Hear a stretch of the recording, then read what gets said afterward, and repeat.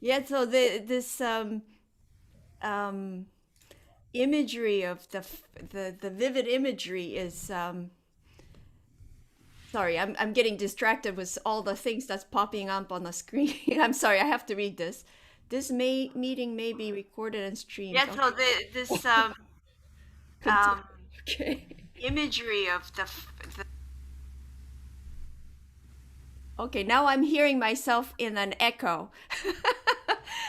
I think it was a little bit of a delay onto the YouTube. Anyways, the imagery, the poetic imagery of Fountain in the Rain is it's beautiful, and it made me think of the Debussy, the Garden in the Rain, which is has a similar kind of feel to it. I hope you can listen to this someday. Um, you seem like you figured out beautifully the coordination. I was looking at the score yesterday after Mayu-san sent it to me after the winners were chosen, and there's quite a bit of that very challenging hand cross, and you have that beautifully choreographed. It seems very comfortable to me. I know that takes a lot of work. Also, it takes a lot of work to figure out all these harmony. There's twists and turns that are quite challenging and unexpected, not so easy to read. You really have to know what's coming up next. You have to really digest that, uh, you know, twisty, windy road in your music. So I think that that was beautifully mastered. I do have some ideas, and that may be because it's a little bit difficult to hear. I must say, I had the volume turned up all the way, but I couldn't hear all the nuance and maybe the range that you may be actually playing. But it wasn't because of this setting. I may not be catching all of it. So you have to excuse me if I'm making comments on something you feel like you're doing. And then you must tell me, oh, but I'm doing that. You just can't hear it. Okay? Um, so I think the main thing was two main things. It was very difficult for me to hear the quiet part. I did hear the loud part being very loud, but the opening, it's it says pianissimo, and the melody is mezzo piano, but I feel like it could be a little bit more um, intimate, like the beginning portamento, kind of sighingly. The articulation is um, more sighingly, if that makes sense. Are you using soft pedal? I noticed that you're using a pedal extension. I don't know if you have a soft pedal possibility. Um, I do have a soft pedal. And were you using it? Yes, I was. Okay, see, I can't hear it. Sorry. um, but I wonder if you can start more a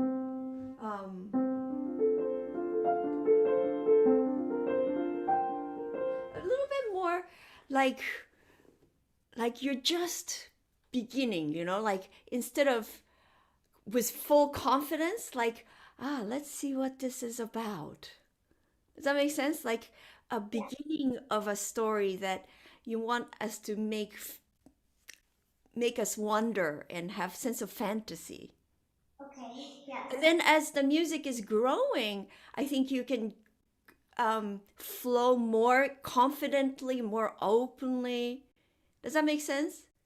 Yes. Like a little bit more sense of maybe even a shyness or hesitance. Okay. Thank Yeah, you. could you try that?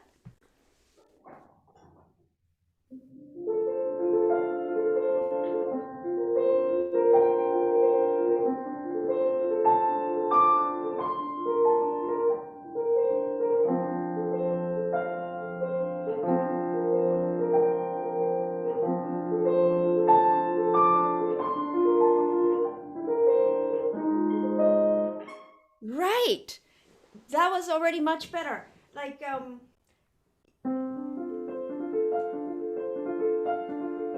You know, when you come back, you go up a fourth and come back a fourth. Instead of being, you can do like a little bit like asking a question. Can you hear the subtle nuance I'm giving to the repeated notes? Yes. Try that, because when you go to this part, after you do have that opening phrase twice, and then when you go to this part, it sounds totally different, doesn't it? Yes, it does. What do you imagine there? So, because it's opening up and it's not as blurry and you can see better and it's getting to be a very bright color or, yeah, something like that. Yes, I see sunshine there. Like the sun is making the water shimmer much more compared to the beginning. Yes.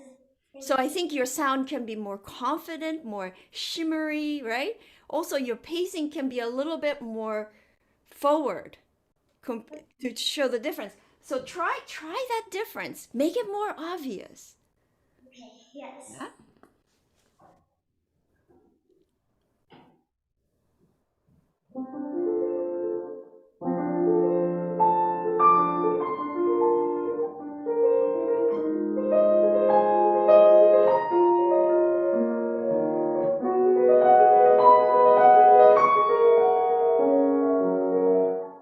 Right. And that section is really interesting because now you have, and then you have this. And that is like a different person saying yes. You know, right? Isn't it answering this? And it's like a very confident affirmation of that statement. And it also has, interestingly, a legato, not a portato there. Did you notice that? Yes. So maybe that could be longer, legato, you know, and a little bit more rich. Yes. To give it, you know, that sense of like your dad approving you of your good deeds. Like, yes, you're doing a good job. Okay. Can you try that? Yes.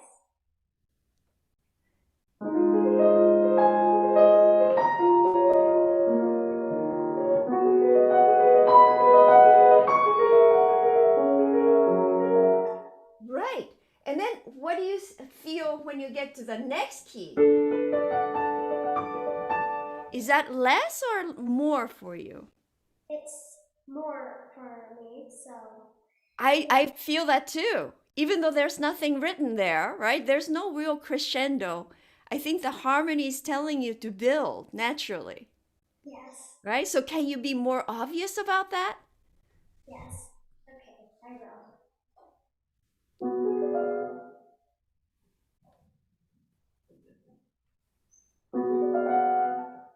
You can look at the music. Okay. Yes.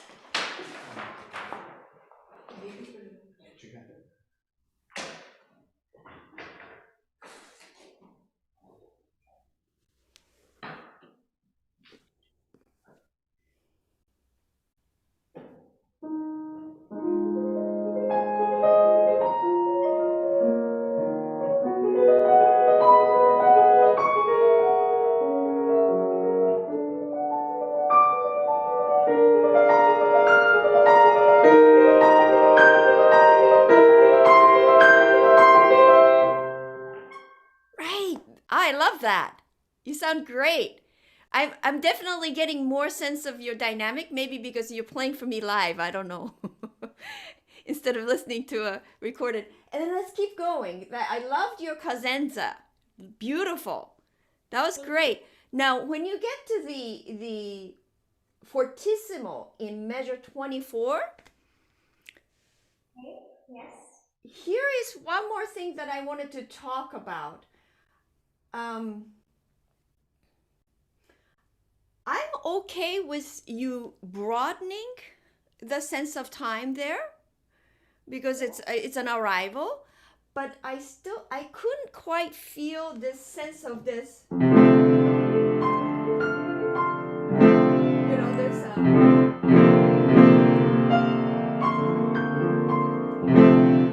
sense of the downbeat being, this.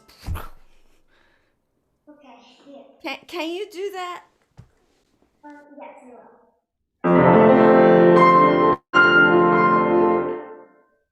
Try that. Yeah.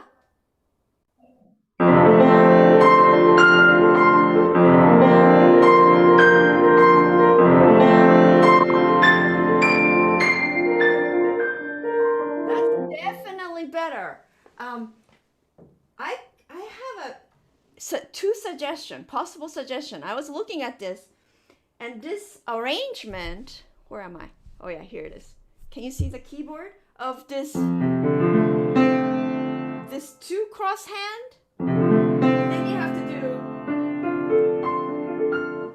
It seems really complicated, unnecessarily complicated, and I think it might be easier, but of course you've been playing it like this much longer than me, so you're okay with it probably. But if I were to learn it for the first time, I would probably just do this. Take just the first two notes with the left hand, and then the rest of the arpeggio all the way to the quarter note with the right hand, and then shift to the treble clef, and then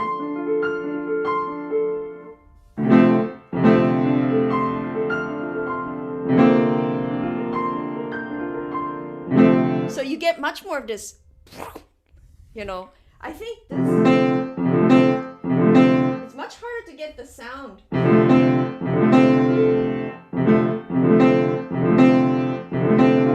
then I get lost. Like I have to cross too many times. Okay, yes. But I think it's really important that this has a certain kind of zest and vigor and power and strength. You know what I mean? Yes. Like no hesitance. You're so confident. Every time. Even if you have to place it before you play, like between the bars, just set your hand and make sure you have it in your hands and then go for it. Yes. Thank you.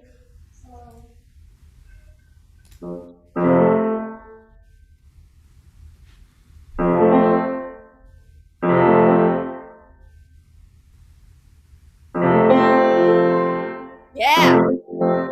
That was really good. Try it again.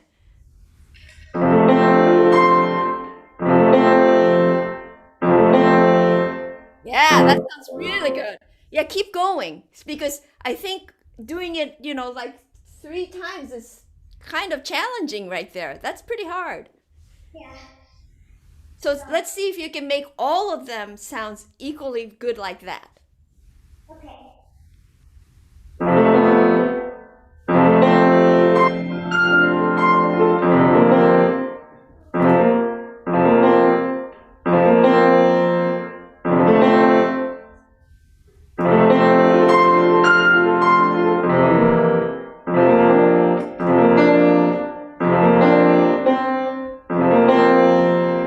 Right.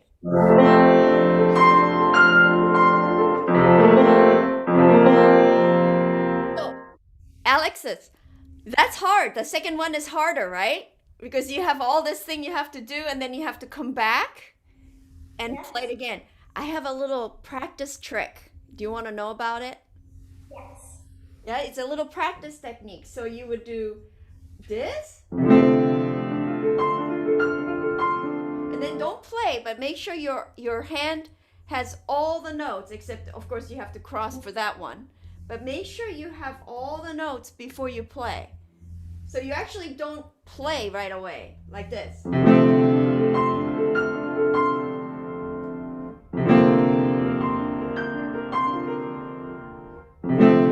You see what I'm doing? Please No? do again. Yes, I'm pausing. I'm not playing in straight rhythm for practice. I'm pausing and making sure my hands are in the right place. Yes. So watch me and listen because it sounds a little bit different than how you would perform it, but it's for practicing to secure that those arpeggios like this. Sorry. It's hard.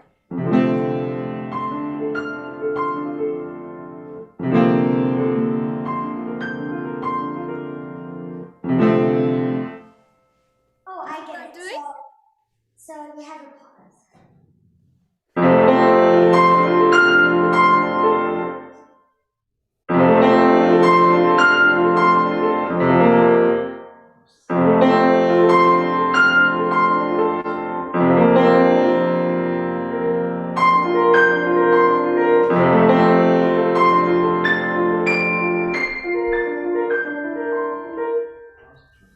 You're almost getting it. Try to wait before the second chord and Uh, before the third arpeggiated chord. Dr. Fukasawa, Yes? I think our hard time is up now. So, You started 5 minutes late. So we're almost there, okay? yeah, No, sounds good. Okay, Mr. Nomura. great. Yeah. We need to get this across to Alexis. Sure, sounds good. Yep, let's Yeah. do it. Yeah. Okay, can you try that? So you have to wait before the second chord. Make sure your hand is ready before you play. And then try to make the same kind of brilliant sound as you did for the first one. And then you play, and then before the third one, you wait and make sure your hand is on the right notes and that you're ready, right?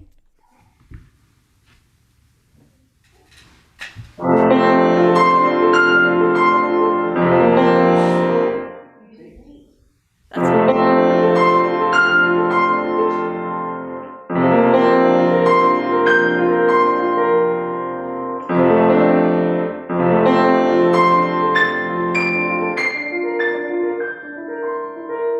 That's right. You were getting the idea. So your second one was now just as successful as the first one, right? The third one is still not quite as good as number one and number two. So you can practice that. Yes, I will. Yeah. And I think that would really make that much stronger impression on your performance there. Okay? Yeah, those were the two big points that I wanted to point out to you because I think you already play it really beautifully. Do you have any questions? No, I don't. Okay. Good luck. I hope to hear you play again someday. Thank you very much. Thank you. Thank you. Bye. Bye-bye. Thank you, Alexis. So we're going to move on to the Division B winner, Yuha Kim. Hi, Yuha. How are you? I'm good. Sorry, I turned mute. Yeah. Good. Did you catch any of that audio setting when we were starting the class? What do you mean? Oh, Are you on the laptop? yeah. But I have a mic over there. So. That's okay. But if you look on the left bottom corner, do you see a microphone icon? Yes. And if you click on that little arrow next to it, you should see audio settings. Mm-hmm. Did you click on that? Yes. And then, like the third item should be suppressed background noise. Do you have that?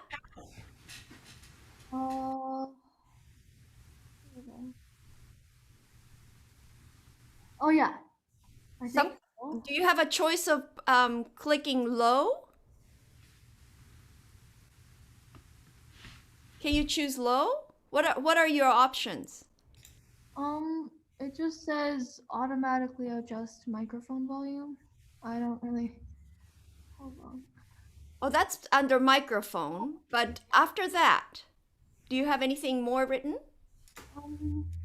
Yeah, it says suppress persistent background noise, suppress intermittent background noise, echo cancellation.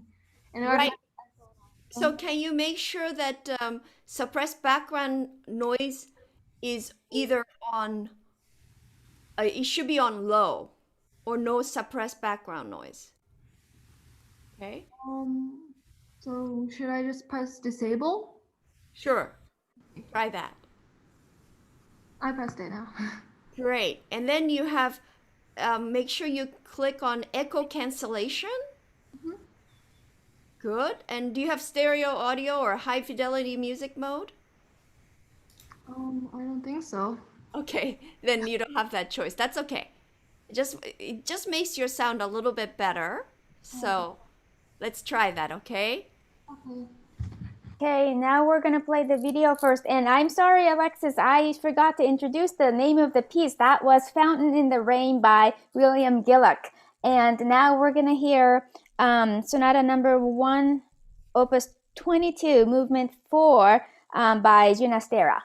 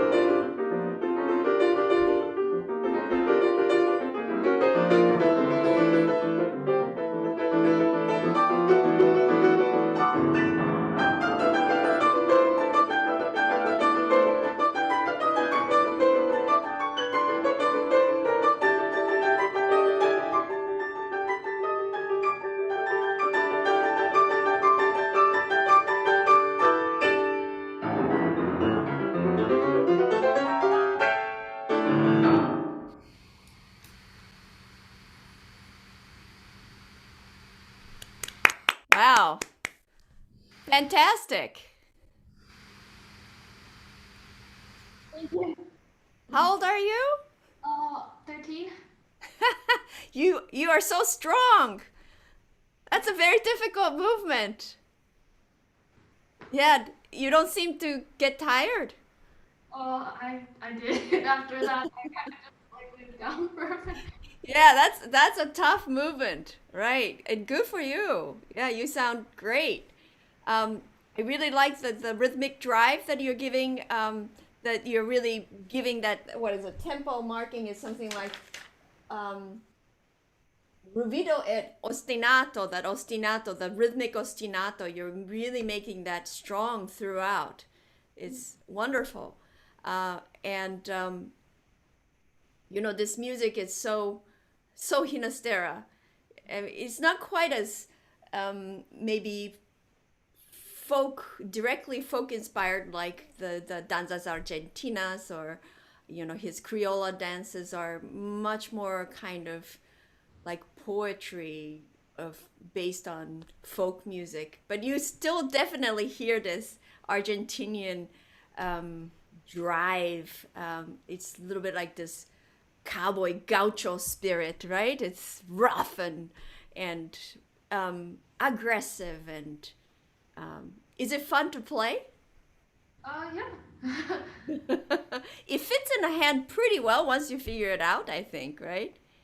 Yeah, it's wonderful. I don't have a whole lot to say.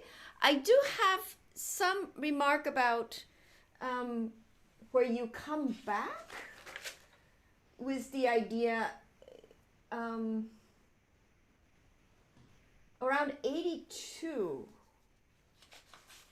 It comes back, doesn't it? Do you mean like the beginning? Yeah, the beginning idea comes back. Yeah. And I don't really understand how you are approaching that so much from, like, that really need to sound like, okay, we're back. And it's almost like blended with what's before. It's like, it sounds more of the same. Like, intentionally, I don't feel that you're thinking, okay, here it is, people. We are back. You know what I mean? I get what you're trying to say. Like, we had this the other materials, but here it is. We're back to that original material, right? Because I mean, this kind of music is not. You understand it, I hear it, and I'm sure Mayu-san hear it too, and of course, Dr. Douglas Byrne understands it. But for the general audience, this is really modern music. Right? It's hard to understand because it's dissonant, and the rhythm, it's repetitive for us, but it's an advanced sense of rhythm. And so you want to make those kind of landpost in the music rather clear. It's true with any music, of course, but when this music almost have no break, it's almost always kind of going. And I think you pace it very well. I like your dynamic nuance you're giving. It's not always loud. That's good, but I feel like that moment was a little bit unclear. So let's see if we can make something before that, and then get into it. How about after the big leap, you have a left hand idea, right? Do you know where that is? That's like a measure 62. Yeah. Can we start there and see how you get back to 82? Oh.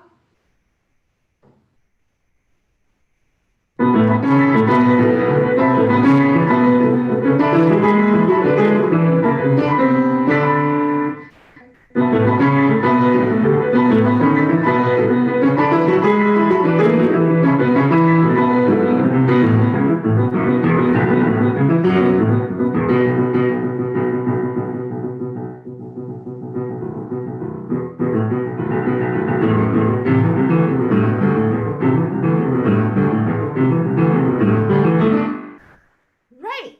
I understood that 82 much better. I don't quite understand this.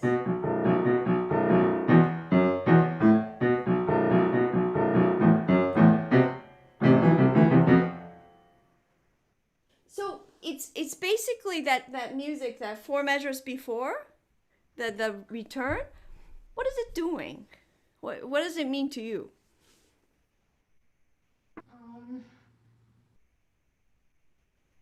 I feel like it's building up to it.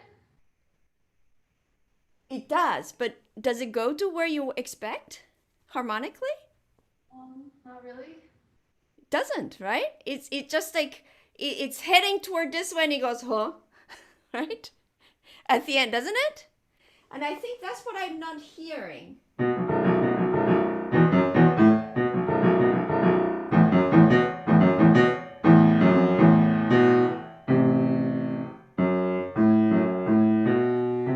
Right?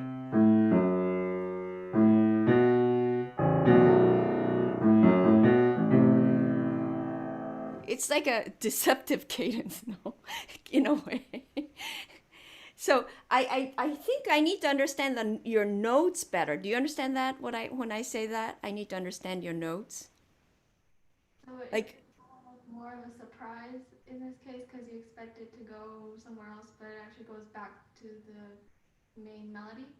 right, nuance of the sound, but also I don't hear very clear.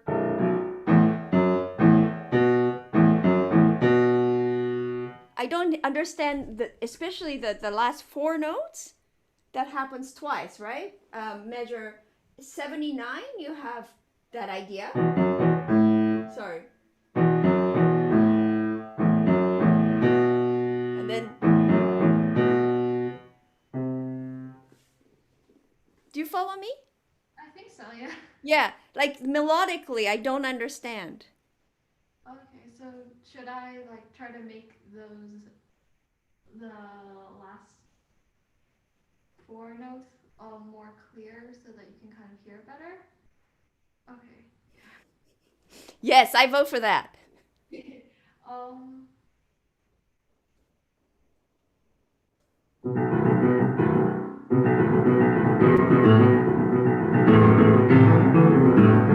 Like that? Yeah, I still don't understand. You're playing it definitely clearly.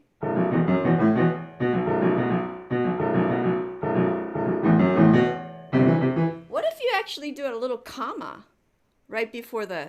Oh, so it's like kind of like a breath. Yeah, like it's like, oh, I'm gonna go this way, right? Instead of going smoothly into it. Oh, okay. Like almost crescendo more than you expect, and then change the sound with a little break. Oh, okay.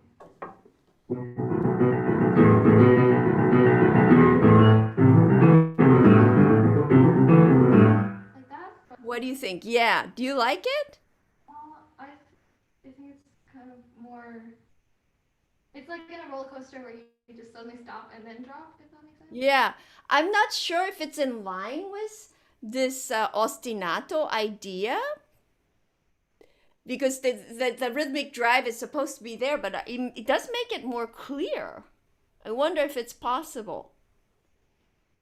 What do you think, Dr. Byrne? Do you like this idea? Or do you think it's not? I like anything that allows for musical clarity. And I think that that makes perfect sense what you're saying. It just gives more time for those notes to speak, especially at the bottom of the register. It makes your intentions more clear. I think so. Otherwise, it's just a little bit of a wash. So I would experiment with that. To consult your teacher, of course. You know, that's just as an idea. And then, can I hear you from there on again? Are you warmed up to play? Sure. What I wanted to hear was this part. You know, this Oh,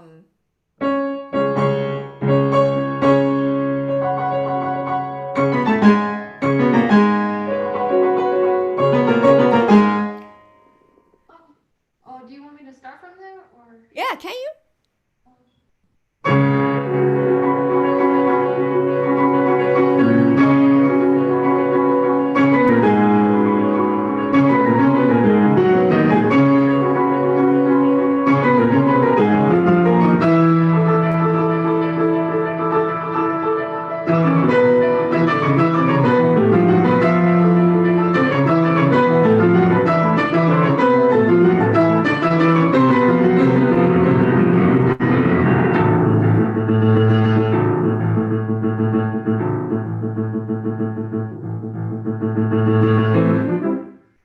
Good. I love it when you play this part. That's really clear. But the first statement you make was after the imitative part at 100, Right at 100? Do you take the pedal off or something like that? Do you keep that bass note in the pedal? I think so. Okay. It's again, I'm hearing a dropout of the sound. Oh.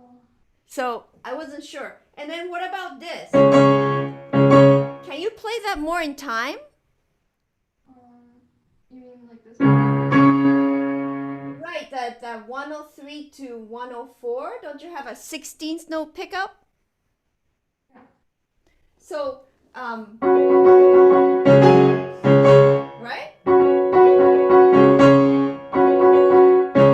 Even if you have to take a little more time after this idea, that should be very rhythmically tight. Ba-ba! Do you see what I mean? I kind of do like a kind of a rest just to jump. Right, you're taking a lot of time between, right? So rhythmically, it doesn't give that power. I see. I think maybe because you're thinking, okay, I have these inner notes and I better get to that C sharp, the first C sharp, but then you kind of, it's impossible from there to the next C sharp on time, right? Then I would rather that take a little time before the pickup C sharp, so that ba-bang is more of an idea clearly presented rhythmically. So group them together rather than separated. Yes. Yes. Again, take a little more rhythmic liberty before. Okay. Take a little time so your hand is set to do ba-ba. Does that make sense? Yeah. Like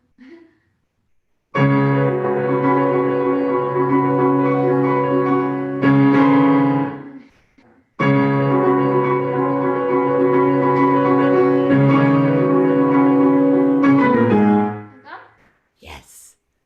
I like that. I know you were a little bit shaky in terms of accuracy, Yeah. but I don't know if you're listening to Alexis. Again, that kind of practice, it really works to do. Set your hand on that C sharp and be ready, and then go ba-bam. Practice that, Try that.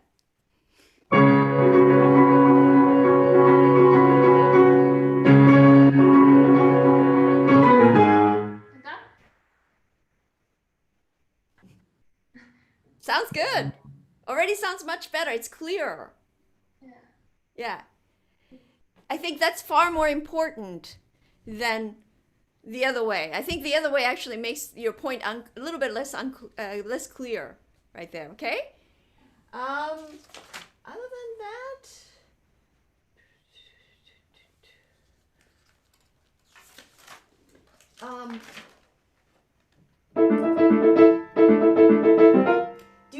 I'm jumping a little bit.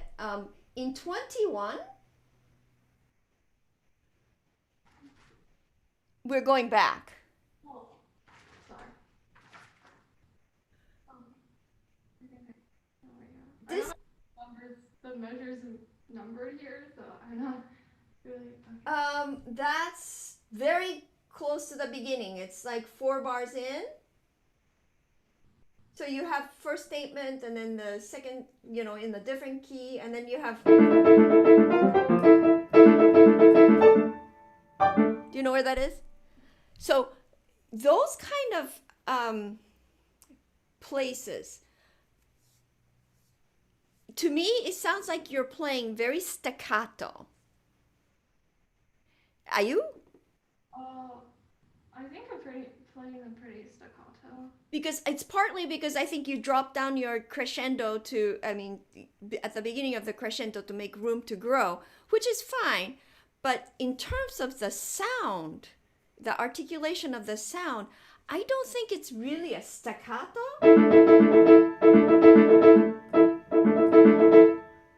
It's not this kind of.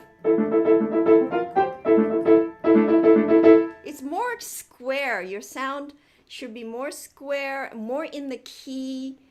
You don't want it to sound like this. Can you hear the difference?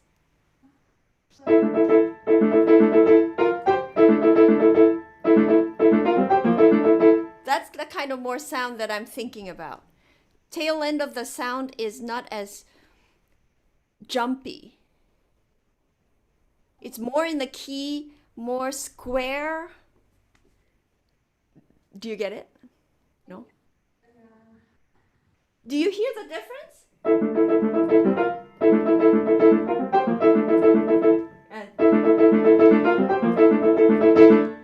Oh, okay. So it's like a lot less lighter, in other words.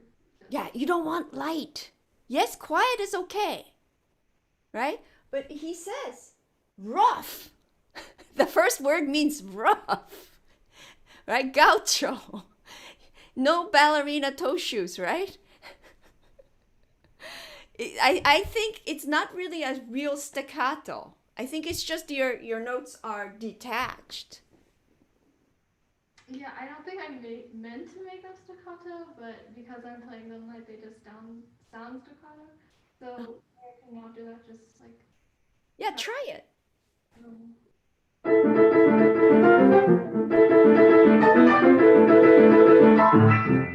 Yeah, yeah, more like that. But I don't mean that you should be tensing your wrist or anything like that to make that sound, right? It's still loose. You can relax at that moment, right? So you can keep going for 5 more pages. like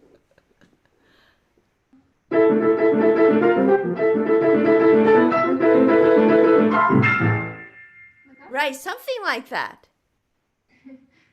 Yeah, so explore that idea with your teacher. I don't think any of this is really that kind of staccato.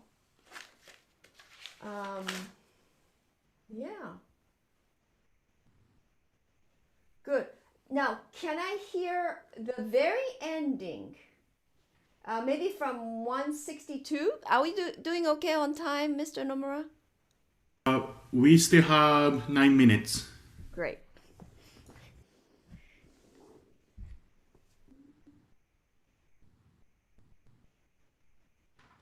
I'm sorry. From where? This is on my last page. You have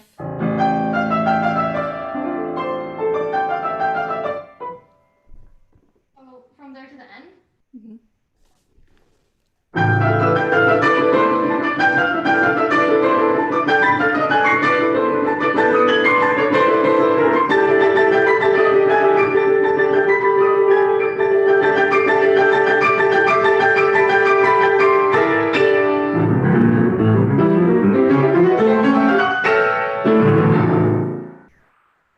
Right, very nice.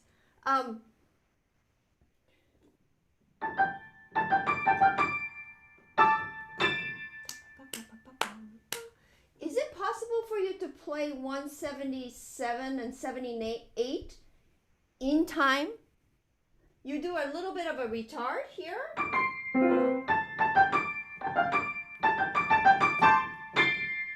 Do you know where that is? And then if you want to take time after that, before the last this. What is the notes? Before that, it's okay. But until then, I think you should go straight. Okay. If you can.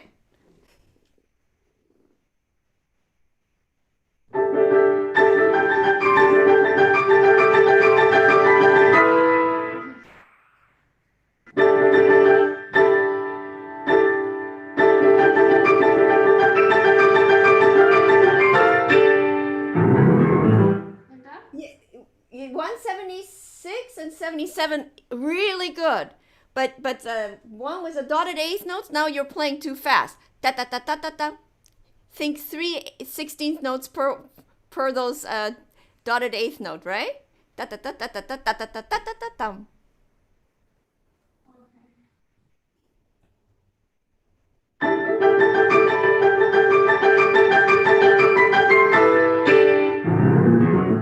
Like that. Yeah, but try avoiding this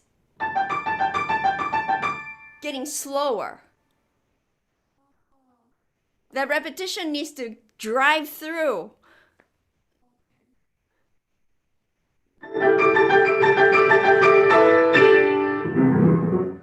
And then don't rush the dotted eighth after that. Oh, here? No. You have this. Don't you? Those are dotted eighth notes, no?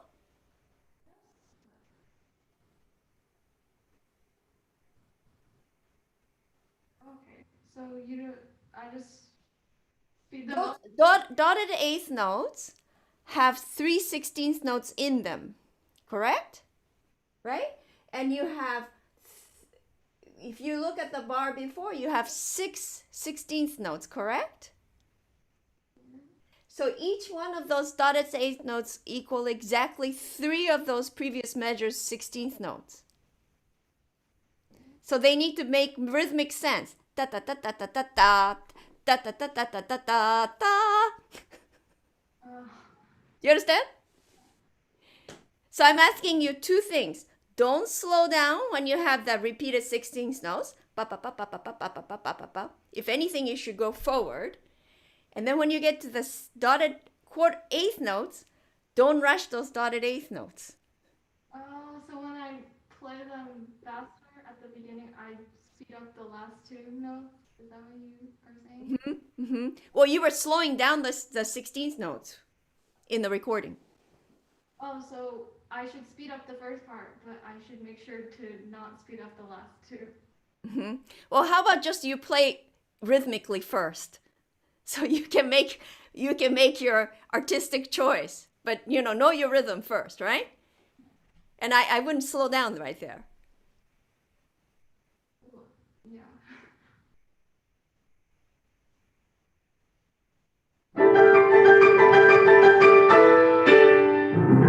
Like that? That's better. That's better. Try it again. Like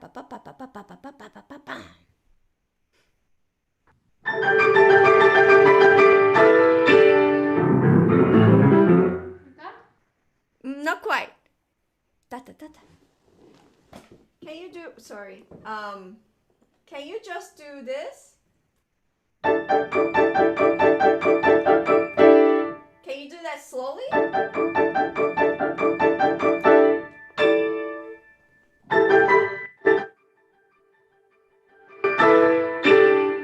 Yeah, that's perfect. Yeah, you do it exactly right. Can you try that faster?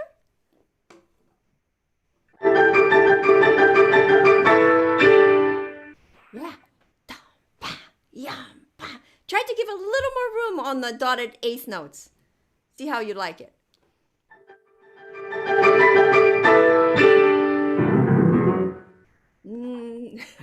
The other one is better, actually. I don't know. When I ask you to do something, you're waiting a little bit before the dotted eighth notes. I don't know if you are aware of that.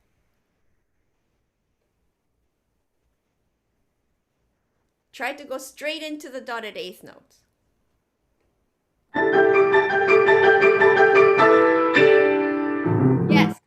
Yes, that's great. Now, before you play the second of the dotted eighth notes, try waiting just a little bit more to make it sound like you're placing the second dotted eighth note. Like that? Yes!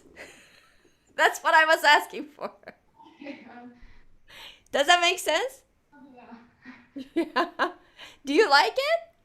Yeah, I think it sounds a lot more like I'm taking a breath and I'm like. Yeah, and it's more dramatic because before this last crazy chord, alternating chord, you want to kind of, again, structurally make it stronger. You don't want to just keep on going. And you also don't want to slow down before those dotted eighth notes. Definitely don't do that.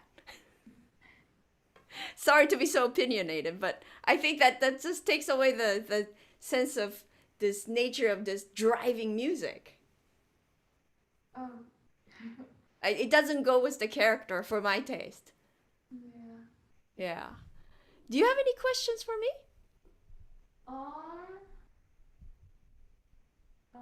No, I don't think so. No? Yeah, your octave seems really accurate. It sounds like you're practicing the right way. You're probably doing a lot of thumb practice and then the top note practice alone, things like that. it sounds like you're doing it, so I didn't need to talk about that at all.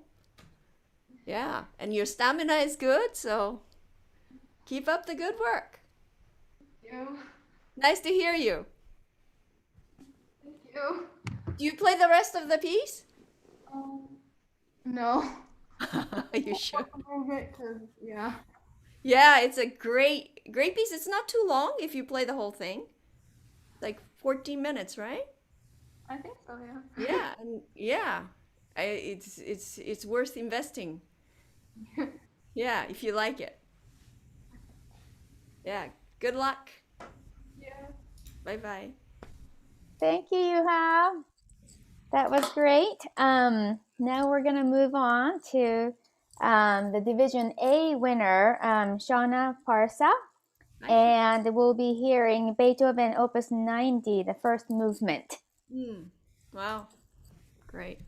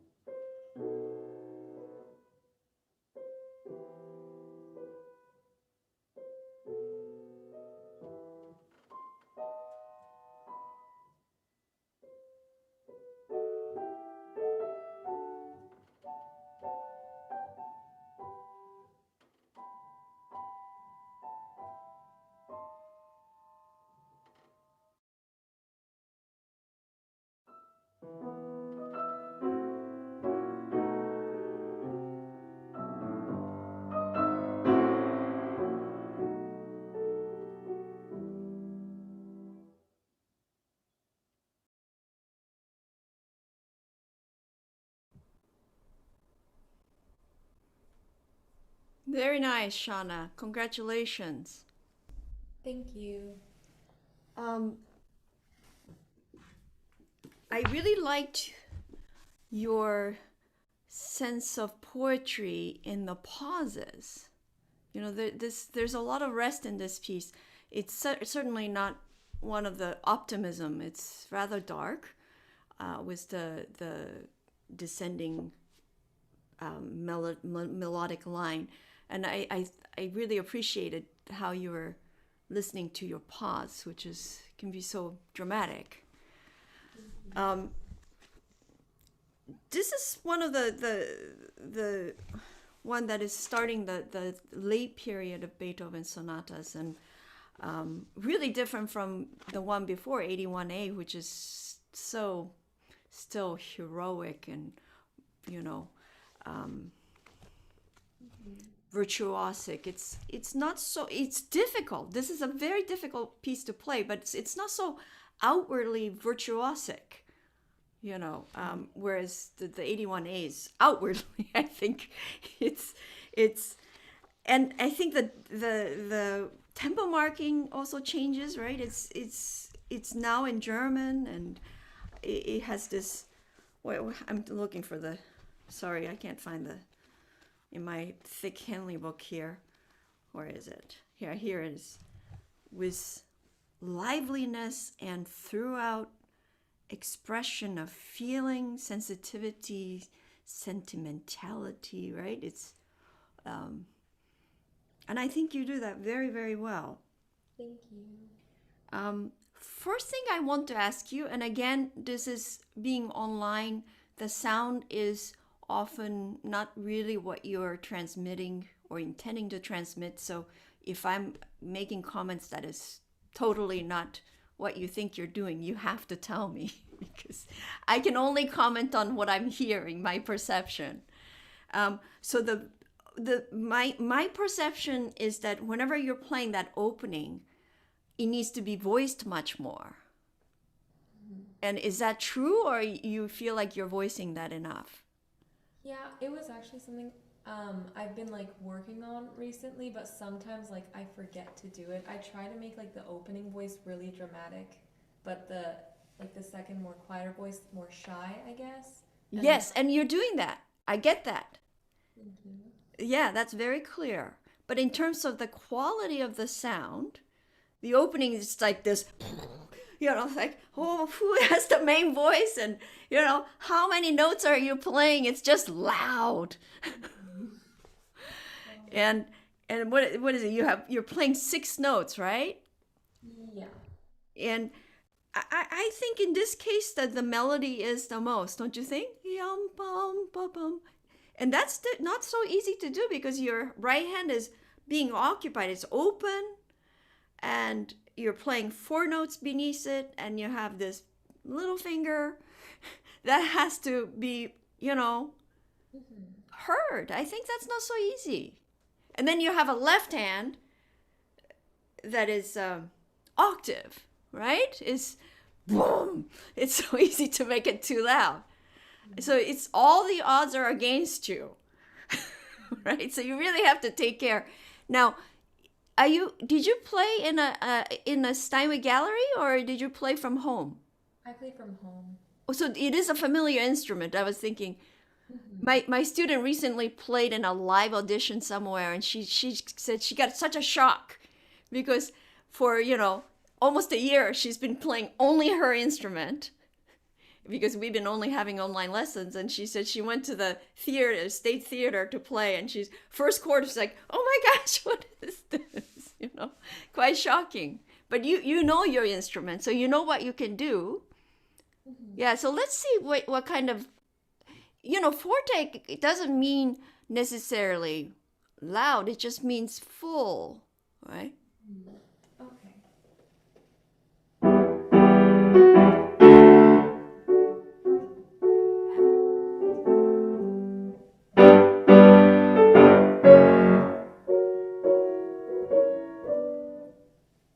That's already much better. Now, I still think your left hand thumb is too much, especially the second one. Okay. So, like quieter? Right. Think about the overall balance, right? So that would be like the cello. Your cello section's too powerful compared to the first violin. Okay.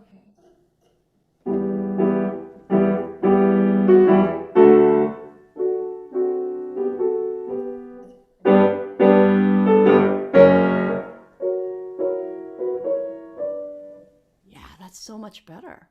Thank you. Yeah. Do you feel like you're still making the contrast you want? Yeah, I am. I think one thing that I had trouble with a lot was since it was so loud, sometimes it would make the buzzing noise too, which was also an issue with online. Yeah. Yeah, but that sounds good. It sounds beautiful. And it's the kind of forte that I think it's forte, but it's not a screaming forte, right? It's kind of a thoughtful forte, which I think fits this piece. Yeah. Right. Now, here's a tiny detail, but since I feel like I can be a little bit luxurious with your time because you have 40 minutes. Do you know where this is? This is right at the beginning, after your first fermata. You have this.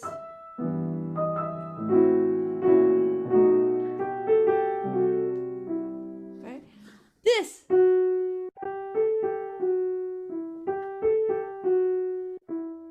What is it expressing right there? I think it's like I thought this part was more sad than the beginning. So sad.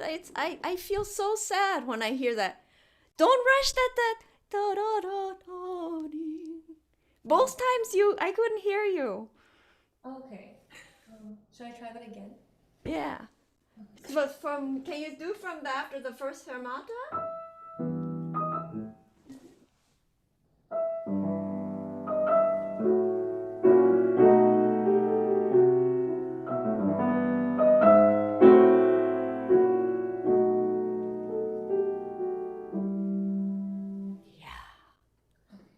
Right, because the answer really makes much more sense when you hear this. The deceptive cadence and the melody going into it, if that's heard, the second one makes so much more sense to me. Okay, yeah. Now, is it possible for you to not roll the chord in measure 8, or is it difficult to reach that? I could try. Ah. You know why? Because the rolling makes it too fancy. Oh. I think this. Sorry, it's hard for me too, but it's much more poignant when you don't roll. Okay. And it gives a sense of stillness, don't you think? Yeah. Yeah, and you have the fermata to get ready. Okay. I'll try that.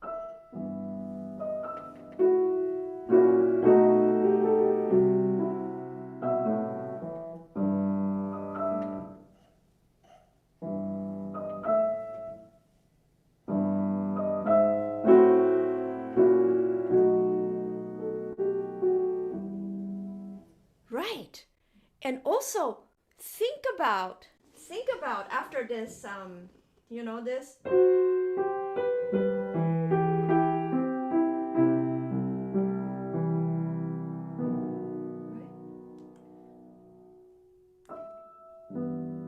When do you want that left hand, you know?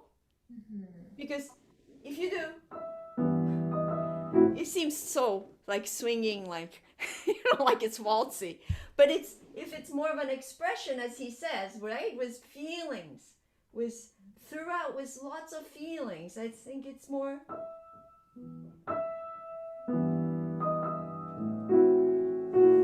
intentional about when you want to play that chord. It's a difficult chord.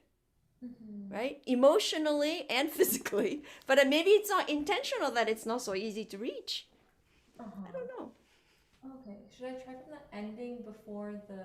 Sure. Yeah, give it a try.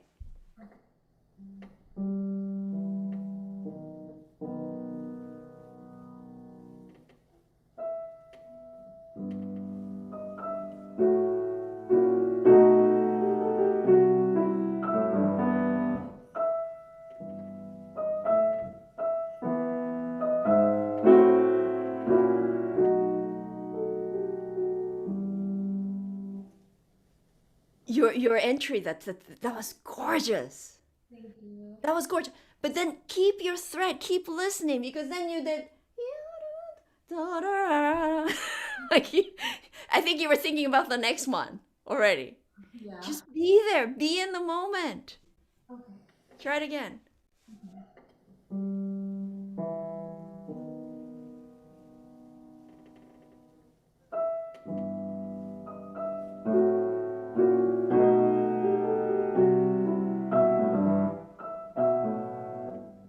And that one, if that one you don't have as much time to prepare, right?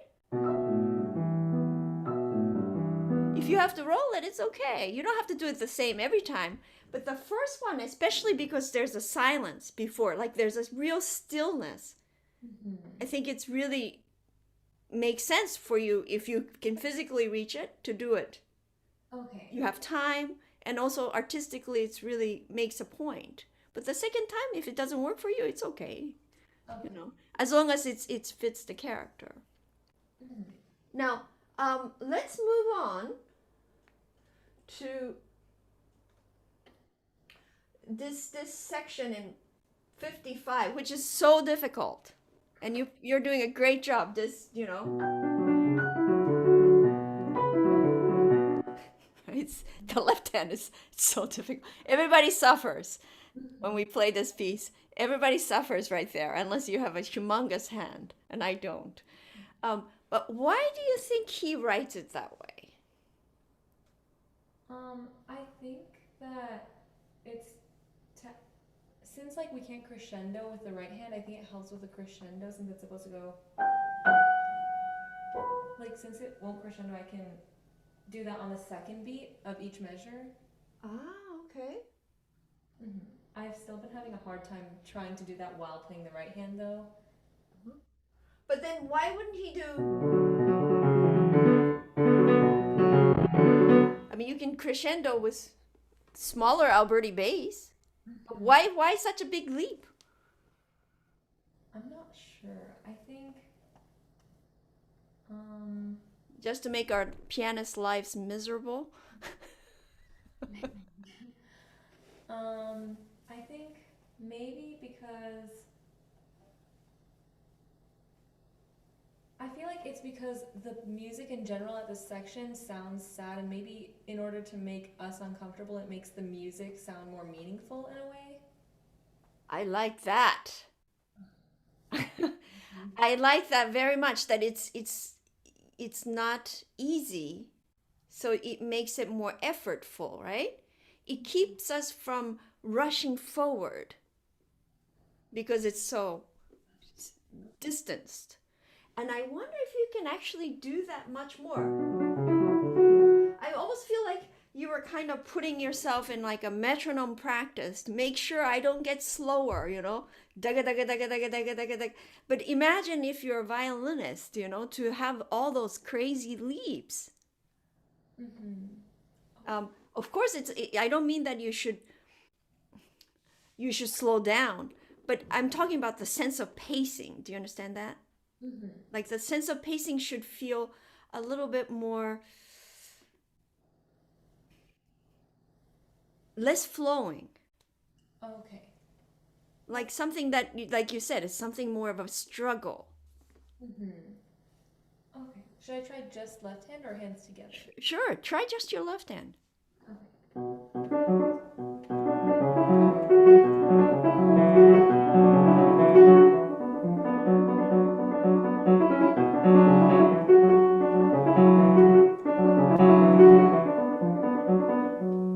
Very nice. Very nice. Shauna, can you make sure you have... Right?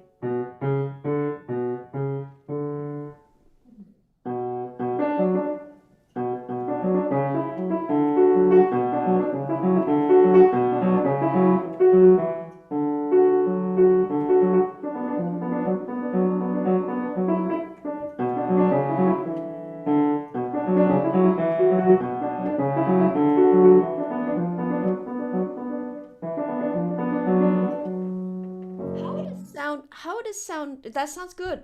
How does sound without as much pedal? Like more...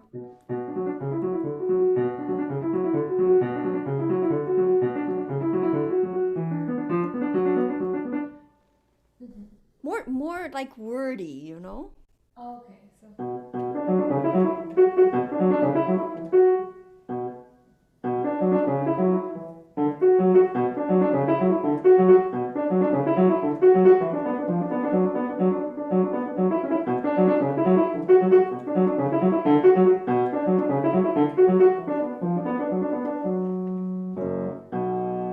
Right. Right. It's not so it should be quiet but not so blurred, you know? Okay. So that we hear that difficulty. Sorry.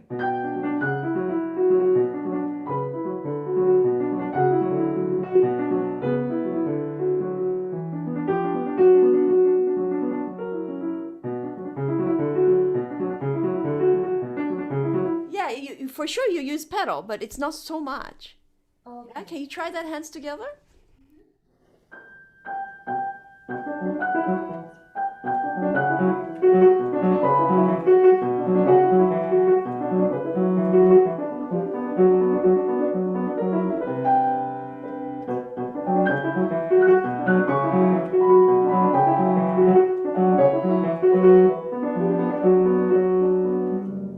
Right. And then listen for the third one before it goes to back.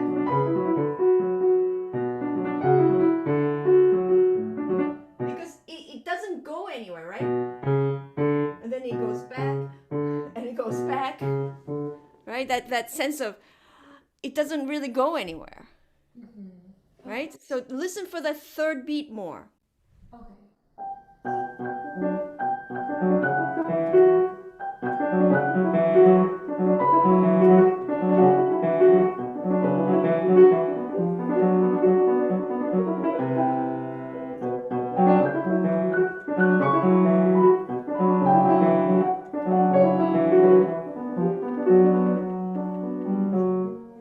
Yeah, that's better. Now make sure that the third beat is a D, not an E.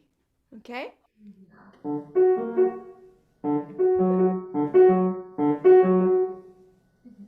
Right. Right. Yeah, you'll hear that. Good. Now let's go to the next. How much time do we have? Are we good on time? Yes, let me double check. Give me a sec. We still have 16 minutes. Oh, good. Great. Can we go to the development? Do you know where this is?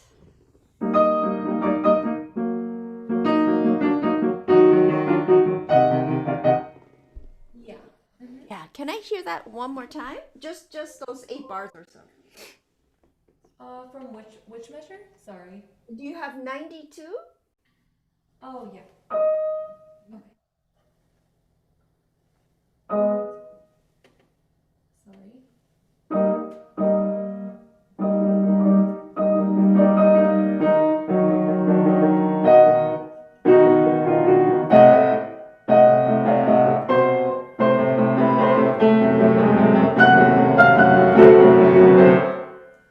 Right. So notice that how first it starts up there, and then low, and then displays. It's quite in a lot of different places, right?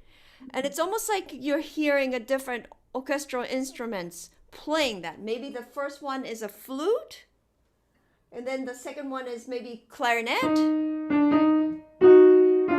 Clarinet with oboe, maybe. Does that make sense? Yeah. Like, and I feel like it's kind of too much like a one big thing, like da da da da da da da. And he marks with each one starting with sforzando. Mm-hmm. And also he has each bar with a rest. Oh, right. Right? And I feel like that's really important that we hear the rest. Mm-hmm. So I think it's something to do with your pedaling. Oh, yeah. Right? Make sure you're not pedaling through those. And those are a little bit more clearly articulated, like.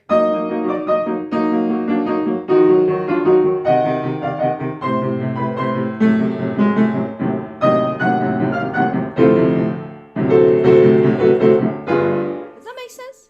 Mm-hmm. Yeah. It's not so. Okay. So.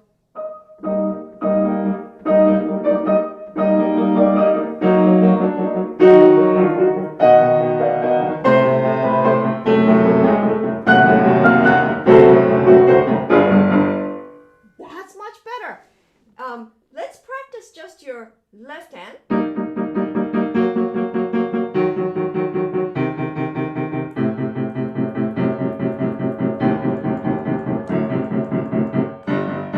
And then this is like a timpani, right? Mm-hmm. Really angry.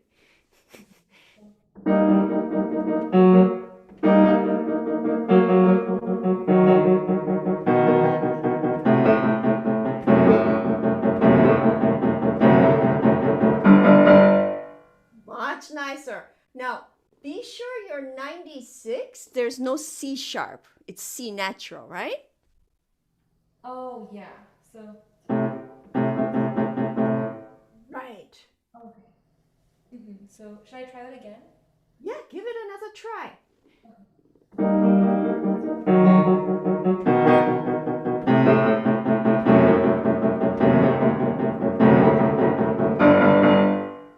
Good. Try it hands together now. Mm-hmm.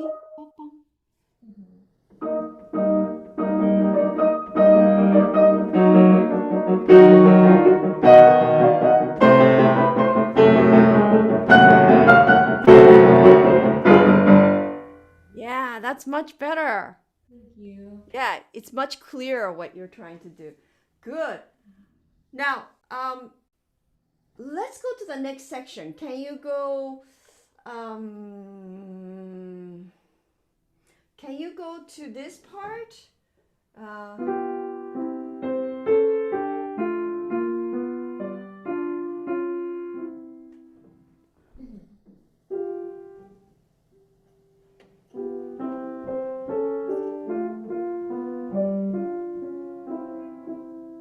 Yeah. So, where is that coming from? That theme? Right after it went a chromatic scale up in the left hand. So. But do you know where this is coming from? From the beginning. Exactly. And what is the character right there? I'm not sure if it's sad yet, but I think it's more melancholy. It's like it's on the bridge between happy and sad, I think. Yes, exactly. I feel it's a little bit introverted and not sure, like he wants to be open. It's vulnerable, right? It's a little bit vulnerable. Mm-hmm. Yeah. And but right before that, you had that very bold thing you were doing, right? And then this is still kind of edgy, and there's a lot of almost like fearfulness or maybe anger. But then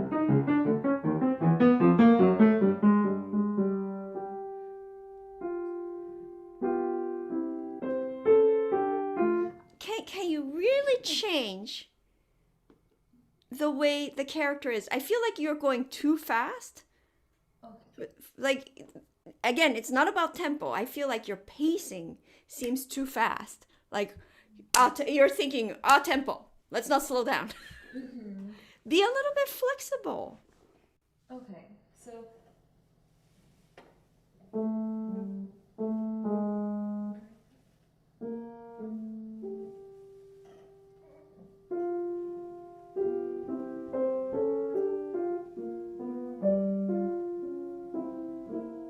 Yeah, that's much better.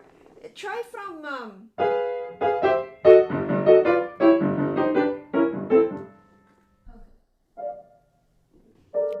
that's more going, right? It's more aggressive. It's more determined to go forward. Mm-hmm.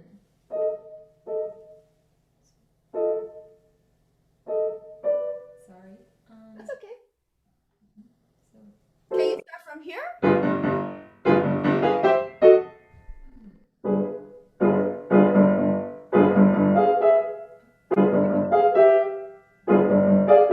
Sorry.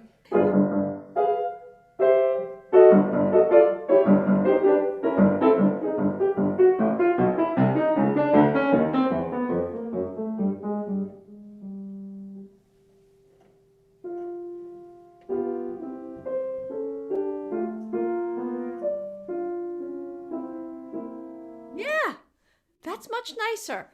Now, this next section, of course, the left hand is the main melody.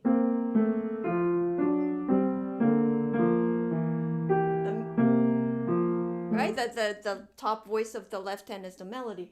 But the right hand is not really an accompaniment per se. Do you notice that? This is it's too, it's almost like a, of course it's not the main melody, but it needs to be more melodic, more like you have words for them. Okay.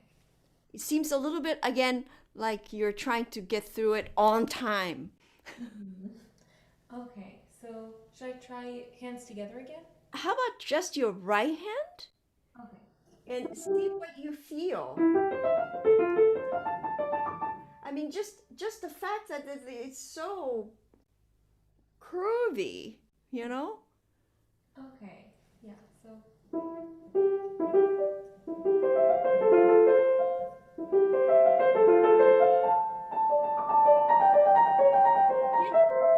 Try it without so much pedal. I mean, it's so beautiful. Between from note to note, slow down and listen to the beauty. Oh, that's just my husband in the backyard. Sorry.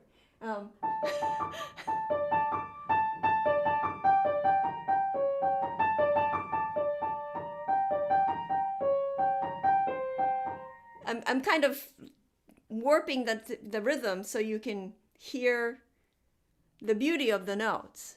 Oh, okay. So.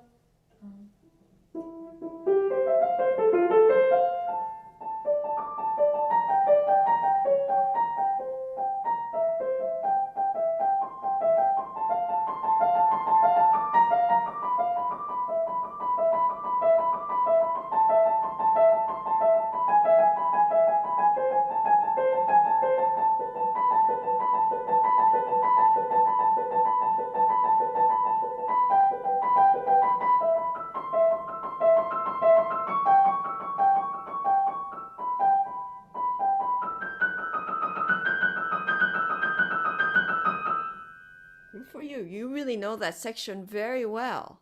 Thank you. Yeah, very nice. So try to play it more like that. Again, it's not about your tempo. It's the your intention of those notes seems too fast. Like, there is more meaning. Okay. Yeah, can you try that? Hands together? Sure. And don't worry about tempo right now. Just to try to say. It's almost like a counter melody or polyphony. Right?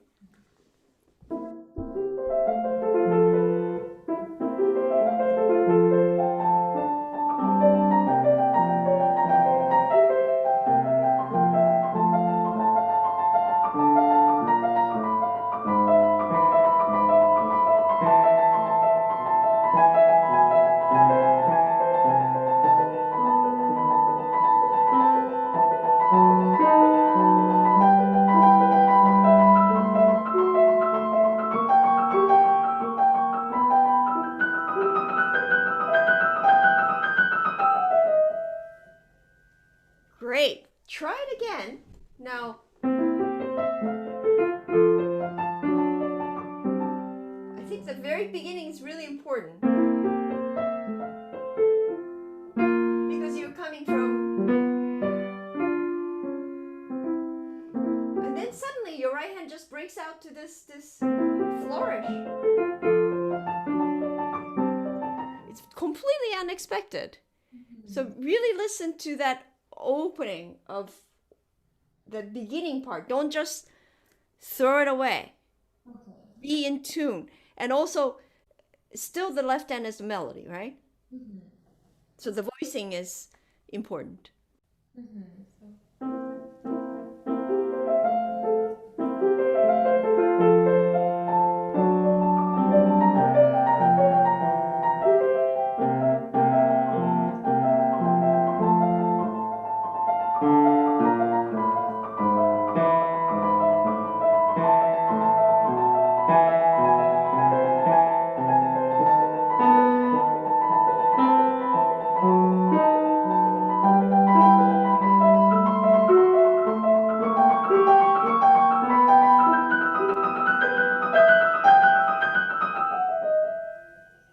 Right. That's really, really good. I noticed that as you go further, like for instance here,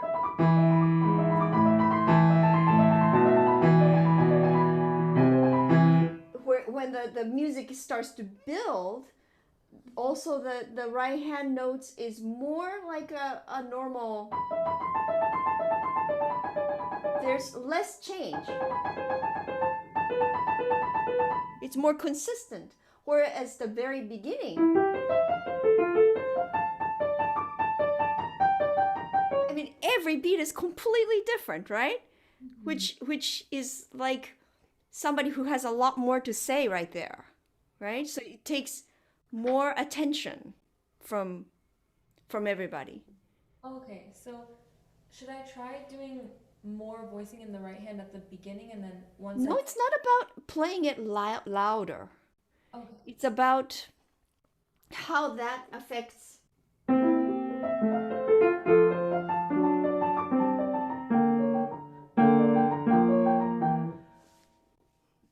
It's not about being louder because who is the left hand is the main melody. And that doesn't change, but it kind of shows the inner story of that left hand in a way, if that makes sense. Okay, should I try it again? Yeah, give it one more try.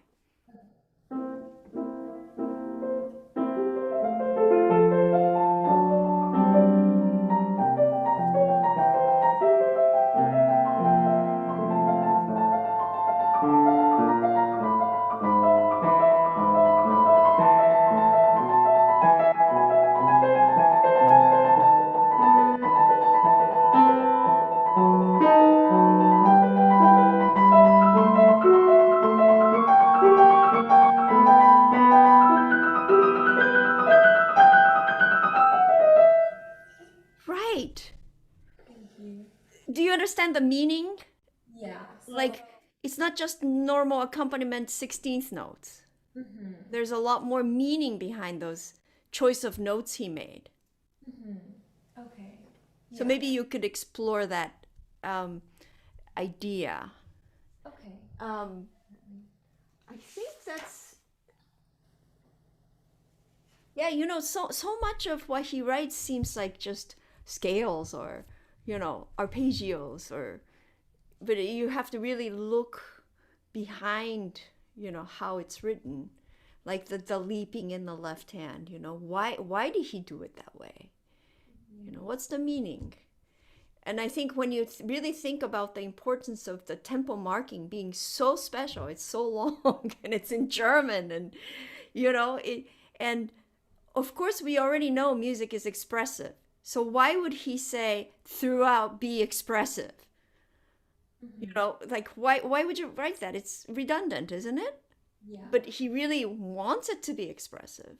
And I think if you can tie the meaning of the notes to that message that he's trying to communicate, Okay. right, then I think you'll be even more beautiful, I think. Meaningful. Like every note will be more meaningful, I think. I'll definitely continue working on that. Yeah. Do you have any questions? I don't think so. Okay. Thank you. Great job. Hope to hear you again. Thank you. All right. Thank you, Dr. Fukasawa. Thank you so much for being here with us, and we're really honored to have you as a masterclass teacher today. And Pleasure. you know, all of the comments you made were to the point, and I could really hear the students playing changed for the better. And I learned a lot, and I hope everyone did too. It was really fun listening to them and working with them. Yeah, that was great. Thank you so much. And this will conclude our masterclass session, and that's all I have to tell you, I think. If you see you next year is what you have to say. Yes. All right. Well, hope everybody continues to stay well and healthy. Stay safe. Right. Yeah. Thank you very much. Thank you, so Dr. much. Fukasawa. Congratulations to all, and we'll see you next year. Yes. All right. Yeah. Thank you.